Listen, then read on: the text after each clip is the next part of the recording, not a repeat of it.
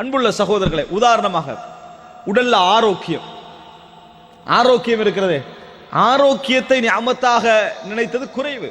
அதனாலதான் ரசூலுல்லாஹி ஸல்லல்லாஹு அலைஹி வஸல்லம் சொன்னார்கள், நிஅமதானி மக்பூனுன் ஃபீஹிமா கஸீரும் மினன் நாஸ் அஸ்ஸஹ்ஹத்து வல் ஃபராக்.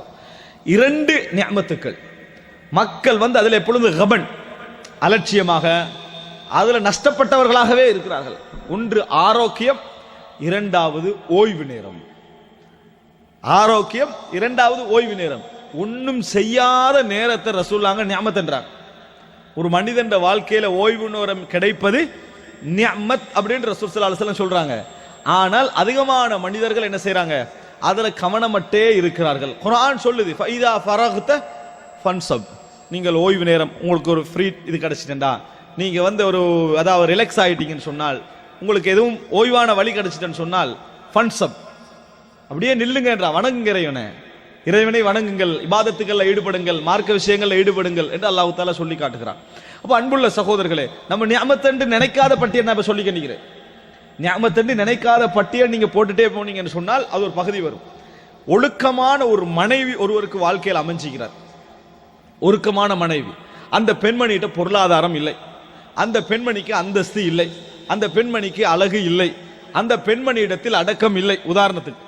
ஆனா ஒழுக்கம் எதுவுமே இல்லை, ஆனா ஒழுக்கம் இருக்குதுன்னு வைங்க. யாராவது இந்த ஒழுக்கத்தை நியமத்தை நினைச்சிருக்கிறோமா? எப்படி பணம் இல்லாட்டி என்னிடத்துல எதுவும் இல்லை என்று நினைக்கிறோமோ அது மாதிரி ஒரு மனைவிடத்தில் பொதுவாக என்ன எதிர்பார்க்கப்படுகிறதோ அது இல்லாட்டி ஒழுக்கம் இருந்தாலும் ஒண்ணும் இல்லைன்னு நினைக்கிறோம். ஆனால் ஒழுக்கம் என்பது பெரிய ஒரு நியமத்தாக குர்ஆனும் சுன்னாவும் எங்களுக்கு சொல்கிறது. பெரிய ஒரு நியமத்தாக குர்ஆனும் சுன்னாவும் எங்களுக்கு சொல்கிறது. இப்படி நம்ம நியமத்தென்று நினைக்காத ஒரு பட்டியல் எடுத்துக்கிட்டீங்கன்னு சொன்னான், நியமத்தென்று நினைக்காத ஒரு பட்டியல் எடுத்துக்கன்னு சொன்னான். ஒரு சகோதரர் ஒரு உரையில விளங்கப்படுத்துறார். அந்த விளங்கப்படுத்துகின்ற பாணி அழகாக இருந்ததை நான் ஞாபகப்படுத்துகிறேன். ஒரு மனிதர் இருக்கிறார், ஆரோக்கியமாக இருக்கிறார், உடல் திடகாத்திரமாக இருக்கிறார், நிறைய உழைக்கலாம், ஆனா அவருக்கு பிசினஸ் செய்ய தெரியாது, வழி இல்லை. அவர்கிட்ட கேட்டா எப்பயும் நான் வறுமையில இருக்கிறேன், எனக்கு ஒன்றும் இல்லைன்னு சொல்றார். அவருக்கு உணர்த்துவதற்காக அந்த ஒரு அழகான ஒரு உதாரணம் சொல்றார். ஒரு கண் எவ்வளவுக்கு விற்கப்படுது இன்றைக்கு, ஒழுங்கா வித்தான்னு சொன்னா, ஒரு கிட்னிக்குரிய பெருமதி என்ன, பிளட் இவ்வளவு லிட்டருக்கு எத்தனை பெருமதி, மில்லி லிட்டருக்கு, அப்படி என்று எல்லாம் முழுசா கணக்கு பார்த்து அவர் ஒரு கணக்குன்னு சொல்றாரு. அதுல பாத்தீங்கன்னா உனட்ட ஒரு 50 கோடிக்கு மேல இப்ப இருக்குது. எத்தனை இருக்குது? மொத்தம் 50 கோடிக்கு மேல இருக்குது. இதை எப்ப நீ உணர்வாய் தெரியுமா? கண் இல்லாதவன் கண் தேர்றானே, அப்ப அந்த அமௌண்ட்டை போட்டுக்க. உன்னிடத்தில் கிட்னி ஃபங்க்ஷன் ஆகாதவன் கிட்னி தேர்றானே, அப்ப அந்த அமௌண்ட்டை போட்டுக்க. பிளட் இல்லாதவன் தேர்றானே, அப்ப அதை போட்டுக்க. பெரிய ஒரு ஆபரேஷன் அதற்காக வேண்டி கோடிக்கணக்கில் தேடி திரிறானே, அப்ப அதை போட்டுக்க. அப்படி என்றால் எவ்வளவு கோடி நியமத் எங்களிடத்துல இருக்குது. ஆனா நம்ம அதை ஒரு நாள் என்ன செய்யல, அது ஒரு நியமத்தாகவே நினைக்கல. அது ஒரு எப்படி நினைக்கிறோம் தெரியுமா? எங்களுக்கு ஒரு பாதிப்பு உடல் ரீதியாக வருகிற நேரத்தில் அதுக்கு நம்ம ரீப்ளேஸ்மெண்ட்டுக்கு ஏதாவது தேடுவோம். அப்ப ஏதாவது பணம் கிடைச்சா அல்லாஹு தஆலா எனக்கு நியமத் செஞ்சிட்டான் அப்படின்னு நினைக்கிறோம். அது அஸ்ல்ல இருந்ததே, அதை நியமத்தாக என்ன செய்யல, நம்ம நினைக்கவில்லை. அன்புள்ள சகோதரர்களே, அல்லாஹு தஆலா அப்படி கேட்கிறான், அலம் நஜஅல் லஹு ஐனைன் வ லிசானன் வ ஷஃபத்தைன். அவர்களுக்கு நாம் 2 கண்களை ஆக்கவில்லையா, ஒரு நாவை அவர்களுக்கு நாம் கொடுக்கவில்லையா, 2 உதடுகளை அவர்களுக்கு நாம் கொடுக்கவில்லையா? அல்லாஹ் அப்படி கேட்கிறான். அன்புள்ள சகோதரர்களே, அப்படி என்றால் நியமத் என்பது நம்ம இல்லாத மட்டுமே பார்த்து கொண்டிருப்போம். அதனாலதான் ரசூலுல்லாஹி ஸல்லல்லாஹு அலைஹி வஸல்லம் சொன்னார்கள், உங்களுக்கு கீழுள்ளவர்களை பாருங்கள், மேலுள்ளவர்களை பார்க்க வேண்டாம். ஏன் இப்படி பார்க்க கூடாது தெரியுமா? தாலிக அஹ்ரா அல்லா தஸ்தரி நிஅமத்துல்லாஹி அலைக்கும். அல்லாஹ் உங்களுக்கு செய்த அருள்களை நீங்கள் குறைத்து பார்க்காமல் இருக்கிறதுக்கு அது உதவும் என்றார் ரசூலுல்லாஹ். நீங்க கீழே உள்ளவர்களை பார்ப்பது உங்களுக்கு அதுக்கு உதவும் அப்படின்னு ரசூலுல்லாஹ் சொன்னாங்க. அன்புள்ள சகோதரர்களே, எனவே நியமத்துக்கள், நான் இப்ப இது ஒரு நியமத்துக்கு ஒரு முன்னுரையாக இந்த பதிவுகளை சொல்றேன். நியமத் என்பது உணரப்பட்ட நியமத் என்று ஒன்று இருக்குது. அதையே நம்ம எண்ணி முடிக்க முடியாது. நம்ம நியமத்தண்டே உணராத ஒரு பல கோடி நியமத்தில் எங்கள்கிட்ட இருக்குது. ஆனால் அதை நம்ம நினைக்கவே இல்லை. நியமத்தண்டு அதை நாம் நியமத்தாகவே நினைக்கவில்லை. அன்புள்ள சகோதரர்கள், நினைத்து பாருங்கள். ரசூலுல்லாஹி ஸல்லல்லாஹு அலைஹி வஸல்லம் அவர்கள் பசியில அபூபக்கர், உமர் ரலியல்லாஹு அன்ஹு இந்த 3 பேரும் நபி தோழர் வீட்டுக்கு போறாங்க. அந்த நபி தோழர் வீட்டில் இல்லை, நம்ம படிச்ச சம்பவம், வீட்டில் இல்லை.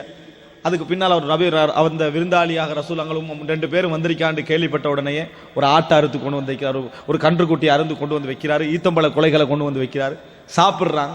சாப்பிட்ட பின்னால் ரசூலுல்லாஹி ஸல்லல்லாஹு அலைஹி வஸல்லம் அவர்கள் சொன்னார்கள், லதுஸ்அலுன்ன யௌமஇதின் அனின் நஈம், இந்த நிஅமத்தை பற்றியும் நாளை மறுமையில் நீங்கள் கேட்கப்படுவீர்கள் என்று ரசூலுல்லாஹி ஸல்லல்லாஹு அலைஹி வஸல்லம் அவர்கள் சொன்னார்கள். அன்புள்ள சகோதரர்களே, ரசூலுல்லாஹி ஸல்லல்லாஹு அலைஹி வஸல்லம் இந்த வறுமையிலிருந்து உண்கின்ற நேரத்திலும் இது எனக்கு ஒரு நிஅமத் என்று ரசூலுல்லாஹி ஸல்லல்லாஹு அலைஹி வஸல்லம் அவர்கள் சொன்னார்கள். இது ஒரு நிஅமத் என்று ரசூலுல்லாஹி ஸல்லல்லாஹு அலைஹி வஸல்லம் சொன்னார்கள். அல்லாஹ் தஆலா சொல்கிறான், வஃபிஸ் ஸமாஇ ரிஸ்குக்கும் வமா துஅதுன், உங்களது ரிஸ்கும் உங்களுக்கு அளிக்கப்படுகின்ற எல்லா வாக்குகளும் மேலே இருக்கிறது என்று அல்லாஹ் தஆலா சொல்றான். ஏண்டா உலகமே ஒரு சமுதாயத்துக்கு உணவுக்காக என்ன திட்டமிட்டாலும் வேணுமென்றால் மிஞ்சி மிஞ்சி போனோம்னு சொன்னா யூசுப் பிரசாத்திர வரலாற்றில் வர மாதிரி ஒரு 7 வருஷம் 8 வருஷம் என்ன செய்யலாம், சேமிச்சு வைக்கலாம். சரி, இந்த டெக்னாலஜி வளர்ந்த காலம் ஒரு 10 வருஷத்துக்கு என்ன செய்யலாம், ஏதாவது ஒன்று சேமித்து வைக்கலாம்னு வைங்க. 10 வருஷத்துக்கு பின்னால மழை பொழிஞ்சு ஆகணும், இல்லை என்றால் வறுமையில் மடிவார்கள் எல்லாம். மழை பொழிந்து ஆக வேண்டும். அதான் வபிஸ் ஸமாஇ ரிஸ்குக்கும் வமா துஅதுன், உங்களது ரிஸ்க் வானத்திலே இருக்கிறது அல்லாஹ் தஆலா என்ன செய்கிறான், சொல்லி காட்டுகிறான். மழை என்றைக்காக நியாமத்தை நினைச்சோமா, நினைக்கல. அப்படி என்று சொன்னால் எமக்கு சூழ வாழக்கூடிய 1000 விஷயங்களை நாம் நியாமத்தாகவே நினைக்கல, நம்ம வாழக்கூடிய எதை நம்ம நியாமத்தாக நினைக்கல. அன்புள்ள சகோதரர்களே, இப்படி பல கோடி நியாமத்துக்கள் எங்களை சூழ நாம் உணராமல் இருந்து கொண்டே இருக்கிறோம். இது முதல் அம்சம். இரண்டாவது சகோதரர்களே, இந்த நியாமத்துக்களை நாம் மனிதன அடிப்படையில் தெரிந்த நியாமத்துக்களையும் உணராமல் இருக்க வாய்ப்புண்டு, தெரியாத நியாமத்துக்களையும் தெரிந்து கொள்ளாமல் இருக்க வாய்ப்புண்டு என்பதனால் இறைவன் ஒரு சுன்னா வைத்திருக்கிறார். என்ன சுன்னா தெரியுமா? மனிதனுடைய வாழ்க்கையில் மைனஸை ஏற்படுத்துகின்ற ஒரு சுன்னா. மைனஸ், நெகட்டிவான நிகழ்வுகள் நடக்கும். அது மரணமாக இருந்தால் அவனுக்கு திருந்த வாய்ப்பு இல்லை. மரணம் தான் ஒரு மனிதன் பயப்படக்கூடிய உச்சகட்ட விஷயம். மரணமாக இருந்தால், உயிரிழப்பாக இருந்தால் அவனுக்கு திருந்துவதற்கான சந்தர்ப்பம் வாய்ப்புகள் எதுவும் இல்லை. அதனால இறைவன் மரணத்தை கொடுக்காமல் இறைவன் என்ன செய்கிறான் என்று சொன்னால், உலகத்தில் மனிதன் கடினமாக பயப்படக்கூடிய பல விஷயங்களை கொடுக்கிறான். நோய், வறுமை, இயலாமை, முதுமை, இப்படி பல விஷயங்களை இறைவன் என்ன செய்ய, நஷ்டங்கள், உறவுகளின் நெருங்கிய உறவுகளின் உயிரிழப்பு, இப்படி என்று பல விஷயங்களை மனிதன் வாழ்க்கையில் ஆங்காங்கே ஏற்படுத்துகிறான். ஏன் ஏற்படுத்துகிறான்டா, இல்லாமல் போற நேரத்தில் மனிதனுக்கு என்ன செய்யும், அது விளங்கும். இல்லாமல் போகிற நேரத்தில் மனிதனுக்கு அந்த ஒரு உண்மையிலே அவன் அல்லாஹ்வை நம்பியவனாக இருந்தால், மறுமையை நம்பி வாழக்கூடியவனாக இருந்தால், வறுமை என்று வருகிற நேரத்தில் தனக்கு இருந்த காலங்களை அவன் நினைச்சு பார்ப்பான். இப்படியெல்லாம் நான் இருந்தேன்.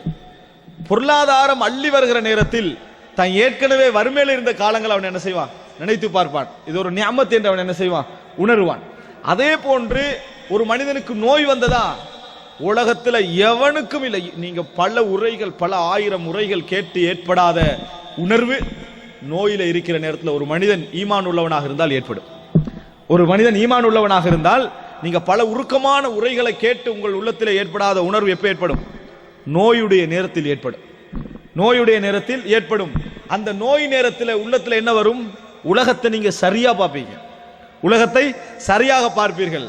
சுப்ஹானல்லாஹ், 3 நாள் நீங்கள் நோயாளியாக இருந்து பாருங்கள், உலகமே உங்களை பார்க்க வரும். நீங்கள் 3 மாத நோயாளியாக இருந்து பாருங்கள், உறவுகளே பார்க்க வராது. உறவுகளும் என்ன செய்யாது, பார்க்க வராது. அவர்களும் உங்கள் மீது கடைபிடிக்கக்கூடிய அந்த தருணத்தை குறைப்பார்கள். எப்பொழுதுமே போக வேண்டி இருக்கிற வாழ்க்கையில் எத்தனையோ விஷயங்களை நம்ம பார்க்க வேண்டி இருக்கிறதே என்று சொல்லி ஆரம்பத்தில் மன்னிப்பு கேட்பார்கள். கொஞ்சம் லேட் ஆகிட்டோன்னு நினைச்சிடவானா. ஹாஸ்பிட்டலில் நீங்க பார்க்கலாம், ஒரு நோயாளி எதிர்பார்க்கக்கூடிய முதல் விஷயம் என்ன, நம்மளை பார்க்க வாரவர் டைமுக்கு வாராது. நம்ம அதில் கூட என்ன செய்ய மாட்டோம், சரியாக கடைபிடிக்க மாட்டோம். சொந்தங்கள் உறவுகள் வரமாட்டான், அவருக்குரிய வேலை தான் அவருக்கு இருக்கும். கடைசி காலம் போக போக என்ன நடக்கும், காலையிலும் பகலிலும் இரவிலும் வரலமெண்டா ஒரு நேரம் தான் வருவார். அதுக்கு ஒரு 2 நாளைக்கு கொண்டு ஆகிரும். அது பிறகு ஆள் போட்டு பார்க்க வைப்பாங்க. அந்த நேரத்தில் உலகம் விளங்கும். இதுதான் உலகம். உன்னில் தேவை இருக்கும் வரைக்கும், நீ இன்னொருவருக்கு தேவையாக இருக்கும் வரைக்கும், உனக்கு மற்றவர்களில் தேவை இருக்கும் வரைக்கும் தான் இந்த உலகம் என்ன செய்யும், இருக்கும். இல்லை என்று சொன்னால் நிலைமை என்ன செஞ்சிடும், தலகீழாக மாறும் என்பது உலகத்தில் பார்க்கிறோம். அதனால தான் ரசூலுல்லாஹி ஸல்லல்லாஹு அலைஹி வஸல்லம் சொன்னார்கள், நோயாளி நோயில் இருக்கிற நேரத்தில் பொறுமையோடு அவர் இருப்பார் என்று சொன்னால், அவர் ஆரோக்கியமாக இருக்கிற நேரத்தில் எப்படியெல்லாம் அவர் அமல் செய்தாரோ அத்தனை அமல்களுடைய கூலியும் அவருடைய நோயில் எழுதப்படும். ரசூலுல்லாஹி ஸல்லல்லாஹு அலைஹி வஸல்லம் வித்திரு தொழுதோமா, 5 நேரம் தொழுதோமா, நோன்பு வைத்தோமா, சுன்னத்து நோன்பு வைத்தோமா, தர்மங்கள் செய்தோமா, நீங்க ஒன்றும் செய்ய வேண்டிய அவசியம் இல்லை. நோயாளியா இருக்கிறீங்க, எதுவும் செய்ய முடியல, எல்லாமே உங்களுக்கு எழுதப்படும் என்று ரசூலுல்லாஹி ஸல்லல்லாஹு அலைஹி வஸல்லம் சொன்னார்கள். ஒரு நோயாளி நோயிலிருந்து வருகிற நேரத்தில் அவரது எல்லா பாவங்களும் மன்னிக்கப்பட்டு அன்றைக்கு பிறந்த குழந்தை எப்படி இருக்குமோ அது மாதிரி வெளியே வருவார் என்று ரசூலுல்லாஹி ஸல்லல்லாஹு அலைஹி வஸல்லம் அவர்கள் சொன்னார்கள். என்ன காரணம்? அந்த நேரத்தில் சோதனையின் மூலம் அவன் பெரிய உணர்வுகளை பெறுறான், ஒரு பெரிய உணர்வுகளை அவன் பெறுகிறான். ரசூலுல்லாஹி ஸல்லல்லாஹு அலைஹி வஸல்லம் இடத்தில் அந்த பெண்மணி வந்தாங்களே, வந்து என்ன அல்லாஹ்வின் தூதரே இன்னி உஸ்ரா, நான் வந்து இப்படி ஃபிட் வந்து விழுகிறேன் என்று சொன்னாங்களே. அப்ப ரசூலுல்லாஹ் என்ன சொன்னாங்க? நீங்க விரும்பினா பொறுத்துக்கங்கன்னு சொன்னாங்க. இன் ஷிஅத்தி சபர்தி வலக்கில் ஜன்னா, இதுல பொறுமையாக இருக்க உங்களுக்கு சொர்க்கம் உண்டு என்று சொன்னாங்க ரசூலுல்லாஹ். உங்களுக்கு சொர்க்கம் உண்டு என்று ரசூலுல்லாஹ் சொன்னாங்க. அந்த பெண்மணி என்ன சொன்னா? அஸ்பிர், நான் பொறுமையாக இருக்கிறேன், வலக்கின்னி அத்தகஷப், ட்ரெஸ் விலகுது, அதுக்காக வேண்டி துவா கேளுங்கன்னு சொன்னாங்க. ரசூலுல்லாஹி ஸல்லல்லாஹு அலைஹி வஸல்லம் அவர்கள் துவா கேட்டார்கள் என்ற செய்தியை பார்க்கிறோம். எனவே அன்புள்ள சகோதரர்களே, அல்லாஹ் தஆலா இரண்டாவது முஃமின்கள் மீது இறக்கப்பட்டு கருணையின் காரணமாக அவன் உணர்ந்து திருந்த வேண்டும் என்பதற்காக சில மைனஸான நிகழ்வுகள் அல்லாஹ் கொடுக்கிறான். நோய் வருகிற நேரத்தில் நம்ம இப்படி உணர்றோம். இரண்டாவது என்ன? ஒரு மனிதனுடைய வாழ்க்கையில நஷ்டம். وَلَنَبْلُوَنَّكُمْ بِشَيْءٍ مِّنَ الْخَوْفِ وَالْجُوعِ وَنَقْصٍ مِّنَ الْأَمْوَالِ وَالْأَنفُسِ وَالثَّمَرَاتِ. அல்லாஹ் தஆலா சொல்கிறான், وَبَشِّرِ الصَّابِرِينَ الَّذِينَ إِذَا أَصَابَتْهُمْ مُصِيبَةٌ قَالُوا إِنَّا لِلَّهِ وَإِنَّا إِلَيْهِ راجعون. இதுதான் ஒரு மூமினுடைய பண்பு. அல்லாஹ் தஆலா கொடுப்பான். அந்த சோதனைகள் வருகிற நேரத்தில் ஒரு மனிதன் வறுமையில விழுறான்னு வைங்களேன், இந்த உலகத்துல வறுமையில விழுந்தால் அல்லாஹ் தஆலா உங்களை தண்டித்தான் அர்த்தமும் அல்ல, செல்வத்தை கூட தந்தான்னு சொன்னா உங்களை கவனிக்கிறான் அர்த்தமும் அல்ல. அல்லாஹ் தஆலா இரண்டு நிலையிலும் நீங்கள் முஃமினாக இருந்தால் நன்மையை நாடுகிறான். பணம் கிடைக்கிற நேரத்தில் நீங்க வந்து நன்றி செலுத்துகிறீர்களா, வறுமை வருகிற நேரத்தில் நீங்கள் இறைவனை சிந்திக்கிறீர்களா என்றுதான் இறைவனுடைய. அதனால தான் அல்லாஹ் தஆலா சொல்லி காட்டுகிறான் குர்ஆனிலே, وَأَخَذْنَاهُمْ بِالْبَأْسَاءِ وَالضَّرَّاءِ لَعَلَّهُمْ يَضَّرَّعُونَ. அவர்களை நாம் கஷ்டங்களையும் துன்பங்களையும் கொண்டு பிடித்தோம். யார? ஃபிர்அவுனையும் அவர்கள் சமுதாயத்தினரை கஷ்டங்களையும் துன்பங்களையும் கொண்டு பிடித்தோம். எதற்காக பிடித்தோம் தெரியுமா? தண்டனை அல்ல. லஅல்லஹும் யضرعون, பணிந்து வருவார்கள் என்பதற்காக. பணியட்டும், எனக்கு மேல ஒரு சக்தி இருக்கிறது என்று உணரட்டும், எனது பலம் வெறும் பலகீனம் தான் என்று உணரட்டும் என்பதற்காக அல்லாஹ் கொடுக்கிறான். அந்த நேரத்தில் நீங்க நியாமத்தை உணர்வீர்கள், அல்லாஹ்வுடைய நியாமத்தை உணர்வீர்கள். ஆரோக்கியம் என்றா என்ன, வசதி என்றா என்ன, அப்படி என்பதை உணர்வீர்கள் என்பதற்காக நம்ம பிடிக்கிறோம் என்று அல்லாஹ் தஆலா சொல்லி காட்டுகிறான். அன்புள்ள சகோதரர்களை, வியாபாரத்தை நம்ம நஷ்டம் அடைகிறோம். வதிஜாரத்துன் தக்ஷவுன கசாதஹா, வதிஜாரா தக்ஷவுன கசாதஹா, எந்த வியாபாரத்துடைய நஷ்டத்தை நீங்கள் பயப்படுகிறீர்களோ அப்படின்னு அல்லாஹ் தஆலா நஷ்டத்தை பயப்படுவதா மனிதனுடைய வியாபாரம். அல்லாஹ் தஆலா சொல்றா, அதிலே நாம் என்ன செய்வோம்? நக்ஸிம் மினல் அம்வால், நஷ்டத்தை கொடுப்போம், நஷ்டத்தை நாம் கொடுப்போம். திருந்தி வாரானான்னு பார்க்க, உணர்கிறோமா என்று பார்க்க. ஒரே சிச்சுவேஷன் ஆயிக்கும். சீசன் பிசினஸை எதிர்பார்த்திருப்பான், கொண்டு கொட்டி இருக்கும். அதே சீசனை எதிர்பார்த்து அடுத்த தடவைக்கு அங்க போடுவான். எல்லாம் அதே சூழல் தான், அதே ஆட்சி தான் இருக்கும். நஷ்டத்துல விழுவான். நஷ்டத்துல என்ன செய்வான்? விழுவான். ரீசன் அவனுக்கு புரியாது, ரீசன் அவனுக்கு புரியாது. அல்லாஹ் தஆலா என்ன சொல்றான்னா, என்னை உணரணும், நீ எல்லாமே இதென்று வாழக்கூடாது, நான் இருக்கிறேன் என்பதை உணர வேண்டும் என்பதற்காகத்தான் உன்னை சோதிக்கிறேன். உன்னோட எந்த கோபத்திலையும் அல்ல என்பது குர்ஆனும் சுன்னாவும் எங்களுக்கு சொல்லக்கூடிய மிகப்பெரிய செய்தி. உணர்றம் இல்லை, ஒழுக்கமான வாழ்க்கை அல்லாஹ் தஆலா தந்திருப்பான். சுப்ஹானல்லாஹ். அல்லாஹ் தஆலா நம்மளுக்கு தெரியாமலேயே மார்க்க உரைகளை கேட்க, குர்ஆனை ஓத, மார்க்கத்தை படிக்க எத்தனையோ பேருக்கு பெரும் சிரமமாக இருக்கக்கூடிய இந்த நிகழ்வுகளை அல்லாஹ் ஈஸியாக்கி வச்சுக்கிறான் எங்கட உள்ளங்கள்ல. அல்லாஹ் தஆலா இலகாக்கி வச்சுக்கிறான். ஒரு நம்ம போய் கேட்கலாம். இலகுன்னு சொல்றது இலகுவாக கிடைப்பதை சொல்லல, எங்களுக்கு வர்றதுல உள்ளத்துல பெரிய பாரம் இல்லை. ஒரு பயானுக்கு போய் இருப்போம், ஒரு செய்தியை படிப்போம், கொஞ்சம் குர்ஆனை ஓதுவோம், அல்லது ஒரு செய்தியை கேட்போம், இடத்துல எங்களுக்கு அல்லாஹ் உள்ளத்துல பாரம் தரல அப்படின்னு ஒரு பெரிய ஒரு ஞாபகம் செஞ்சுக்கிறான் அல்லாஹ் தஆலா. இருந்தும் நாங்கள் புறக்கணிப்போம் என்று சொன்னால், அப்படியான வாய்ப்பு அல்லாஹ் தஆலா தந்தும் நம்ம புறக்கணிப்போம் என்று சொன்னால், அல்லாஹ் தஆலா நீங்க என்ன வாழ்க்கையை விரும்புறீங்கன்னு பாப்பான். அல்லாஹ் தஆலா உங்களுக்கு இந்த வாழ்க்கை பிடிக்கல, தீனோட வாழ்க்கை பிடிக்கல, ஒழுக்கமான வாழ்க்கை பிடிக்கல, உங்களுக்கு இந்த வாழ்க்கையில் ஒரு வெறுப்பு ஏற்படுகிறது, எவ்வளவு ஜோலியாக வெளியே செய்யறாங்க இருக்கிறாங்க, நானும் அப்படி வாழ்ந்துட்டு தௌபா செஞ்சா என்னன்னு நீங்க நிறைய நினைக்கிறீங்களா? அல்லாஹ் தஆலா என்ன செய்வான்னு சொன்னா, உங்களுக்கு வாழ்க்கையில ஒழுக்க கேட்ட சோதனை ஆக்கிடுவான். உங்களுக்கு ஒழுக்க கேட்ட சோதனை ஆக்கிடுவான். உங்களோட வாழ்க்கையுடைய சீரழிவை உங்களுக்கு சோதனை ஆக்கிடுவான். காரணம் என்ன? ஒழுக்க கேடு என்பது ஒழுக்க கேட்டில இருப்பவனுக்கு பெரிய ஒரு செய்தி மாதிரி வழங்கும். ஏன்டா எல்லைகள் இல்லை, எதுவும் இல்லை, எப்படியும் வாழலாம் என்பவனுக்கு பெரிய ஒரு செய்தி மாதிரி வழங்கும். ஆனா நீங்கள் ஈமானோடு வாழ்கிற நேரத்தில் உங்களுக்கு அது பெரிய செய்தி அல்ல, பாரமாகத்தான் இருக்கும். சோதனை ஆக்கிப்பட்டுட்டீங்கன்னு சொன்னால் அதுக்கு பின்னால தீன் உங்களுக்கு பெரிய கஷ்டமா விளங்கும். குர்ஆனை ஓதுல் பெரிய கஷ்டமாக விளங்கும். ஆனா நீங்க எதிர்பார்த்ததை அடைவதற்கு ஒரு 10 வருஷம் போகலாம். நீங்க கேடு கட்டவராக நாம் மாறுவதற்கு டைம் எடுக்கலாம். ஆனால் அதுக்கு பின்னால தீன் பக்கம் திரும்புவதற்கிறே பெரிய கஷ்டமாக விளங்கும். அப்பதான் உங்களுக்கு விளங்கும் குடும்ப வாழ்க்கை என்றால் என்ன, நிம்மதி என்றால் என்ன, சந்தோஷம் என்றால் என்ன என்பதை நம்ம உணர்வோம். அன்புள்ள சகோதரர்களே, எத்தனையோ பேர் இந்த உலகத்திலே ஆன்மீகத்தை புறக்கணித்து எல்லை வரைக்கும் போய் நஷ்டப்பட்டுட்டு மார்க்கத்தை திரும்பி பார்க்கறாங்க.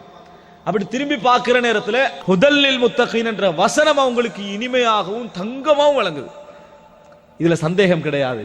இது இறையச்சமுடையவர்களுக்கு நேர்வழி காட்டும் என்ற ஒரு பெரிய ஒரு பாடகர் அந்த வசனத்தை பார்த்த நேரத்தில் அவருக்கு உலகமே தலைகீழாக விளங்கிச்சு.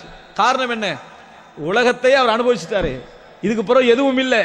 அந்த நேரத்தில் திரும்பி பார்க்கிறார். இதுதான் பெரிய ஒரு நியாமத். ஆனா நியாமத்தில் இருந்து கொண்டு நம்ம என்ன நினைக்கிறோம் தெரியுமா? ஹராமை எட்டி பார்க்கிறோம். இந்த ஹராம் நம்மளுக்கு கிடைக்காதான்னு நினைக்கிறோம், இந்த வட்டி நம்மளுக்கு கிடைக்காதான்னு நினைக்கிறோம், இந்த ஒழுக்கங்கெட்ட வாழ்க்கை நம்மளுக்கு கிடைக்காதான்னு நினைக்கிறோம், அதுல உள்ள டேஸ்ட் நம்மளுக்கு கிடைக்கலையேன்னு நினைக்கிறோம்.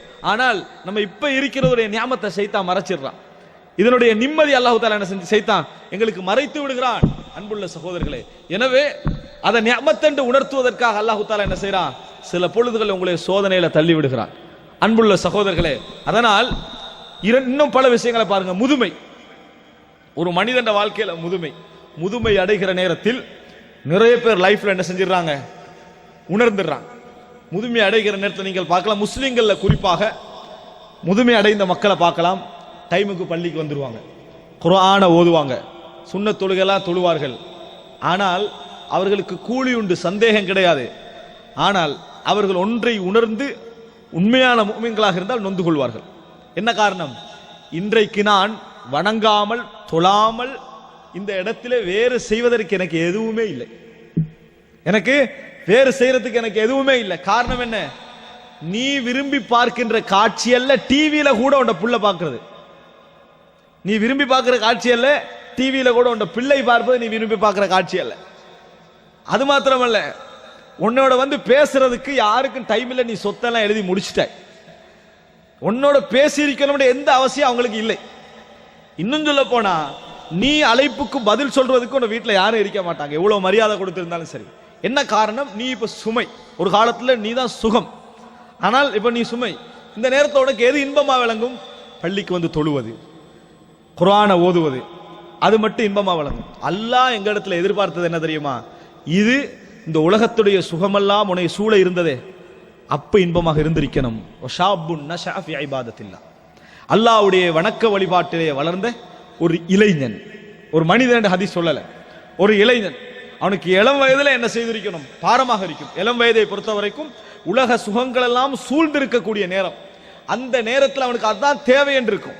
அந்த மாதிரி தேவை என்று இருக்கிற நேரத்தில் யா அல்லாஹ் எனக்கு நீதான் முதல் அப்படின்னு சுஜூத் செஞ்சானே, அப்படி என்று சொல்லி இறைவனிடத்தில் பாவ மன்னிப்பு கேட்டானே, இறைவனை தொழுதானே, தஹஜ்ஜத் வேளைகள் எழுந்தானே, தன் சொத்துக்களை சுகமாக அனுபவிக்க முடிந்தவர்கள் என்னமெல்லாம் அனுபவிக்கிற நேரத்தில் அதை தர்மம் செய்தானே, அவனுக்கு வந்த முதுமையுடைய நேரம் மிகப்பெரிய இன்பமான நேரமாக இருக்கும். அந்த முதுமையுடைய நேரம் உச்சகட்டமாக இருக்கும். அன்புள்ள சகோதரர்களே, அல்லாஹு தஆலா ஒரு நாளும் கஷ்டத்தோடு செய்யக்கூடிய நல்ல வேலைகளையும் செய்தே ஆக வேண்டும் என்ற சூழலில் செய்யப்படுகின்ற நல்ல வேலைகளையும் சமமாக்க மாட்டான். அல்லாஹு தஆலா சொல்கிறானே, அதாவது யாரெல்லாம் மக்கா வெற்றிக்கு முன்னால் செலவழித்தார்களோ, யாரெல்லாம் மக்கா வெற்றிக்கு முன்னால் தர்மம் செய்தார்களோ, போராடினார்களோ, அவர்களும் மக்கா வெற்றிக்கு பின்னால் போராடினார்களோ, செலவழித்தார்களோ, அவர்களும் சமமாக மாட்டார்கள், சமமாக மாட்டார்கள். வகுல்லம் வஅதல்லாஹுல் ஹுஸ்னா, ஆனால் எல்லோருக்கும் இறைவன் நல்ல கூலியை வாக்களிக்கிறான், சமமாக மாட்டார்கள். ஏன்? இந்த முஹம்மத் வெற்றி பெறுவாரா இல்லையான்றதை விட்டு அவர் உயிர் தப்புவாரா இல்லையா என்ற காலத்தில் சொத்துக்களை கொண்டு வந்து குவிச்சு உயிரை கொடுக்கிறதுக்கு போராடினவர்கள். முஹம்மத் மக்காவை கைப்பற்றி விட்டார், இப்ப முகமது ஆட்சியாளர், இனி ரோம் பாரசீகத்தோடு தான் யுத்தங்கள் என்ற காலத்தில் இஸ்லாத்தை ஏற்று தர்மம் செய்தவர்கள். இவர்களுடைய எண்ணத்திற்கும் அவர்களுடைய எண்ணத்திற்கும் சமமாகாது. ரசூலுல்லாஹி ஸல்லல்லாஹு அலைஹி வஸல்லம் சொல்கிறார்கள், லா தசுப்பு அஸ்ஹாபி ஃபஇன்ன அஹதகும் லவ் அன்ஃபக மித்ல உஹதின் ذهبا லம் யப்லுக் முத்த அஹதிஹிம் வலா நஸீஃபா. நீங்கள் என் தோழர்களை ஏச வேண்டாம். உங்களில் ஒருவர் உஹது மலையளவுக்கு தங்கம் இருந்து செலவழித்தாலும் என் தோழர்களுடைய தர்மத்தின் அளவை கைப்பிடி அளவுக்கு இருந்தாலும் கூட நீங்கள் அடைந்து கொள்ள மாட்டீர்கள் என்று சொன்னது யாருக்கு? எங்களுக்கு மட்டுமல்ல, மக்கா வெற்றிக்கு பின்னால் இஸ்லாத்தை ஏற்றார்களே அவர்களுக்கும் சேர்த்து. காலித் இப்னு வலீத் ரலியல்லாஹு அன்ஹு அவர்கள் ஒருவரோடு சண்டை பிடித்து விடுகிறார், சர்ச்சைப்பட்டு விடுகிறார். காலித் இப்னு வலீத் ஏசி விடுகிறார்கள். அப்பொழுதுதான் ரசூல் ஸல்லல்லாஹு அலைஹி வஸல்லம் இந்த செய்தியை சொன்னார்கள். அவ யாருக்கு